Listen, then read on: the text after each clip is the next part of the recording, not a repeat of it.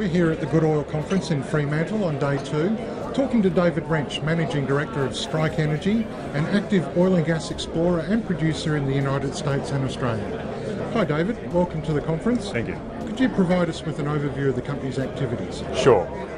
Strike's an oil and gas explorer. We have assets in the US and Australia. Our main asset is a project in the southern Cooper Basin, which we're currently actively developing and appraising. We have production in the US, and we have some exploration acreage as well in the US. Strike Energy's flagship project is in the southern Cooper Basin in South Australia.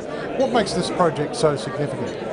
Well, the project is a very large resource. It's a multi-TCF resource. It's located directly underneath existing gas pipeline infrastructure, which is connected to the eastern states gas markets. Those markets are developing very rapidly and and there looks to be a very large gas shortage emerging over the next few years, and the project's ideally positioned to meet that need.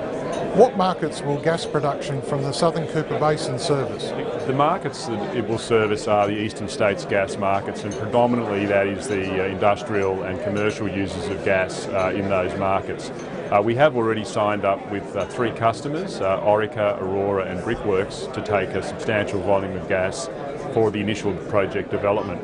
Ultimately, however, the project has the scale to supply gas into the Gladstone LNG facilities, which is ultimately where we would like to see this project heading.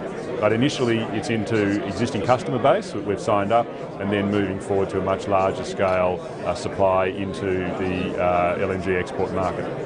Strike Energy also owns assets in the Eagleford Shale gas province in the United States.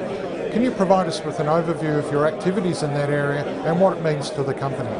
Yeah, we have about 10 or 11,000 acres in the Eagleford Shale. We've just sold about 1,600 acres to another company for about $3,000 an acre, and we're actively working to farm out the balance of that acreage package so we can continue to see wells drilled within that acreage package and hopefully value added. So it's an exciting play for us, and it's moving forward, and we're very keen on it because we can keep a position there with no funding requirement on an ongoing basis. So we think there's some real upside in the Eagleford. David, thank you very much for your time today. Yeah, no problem, my pleasure.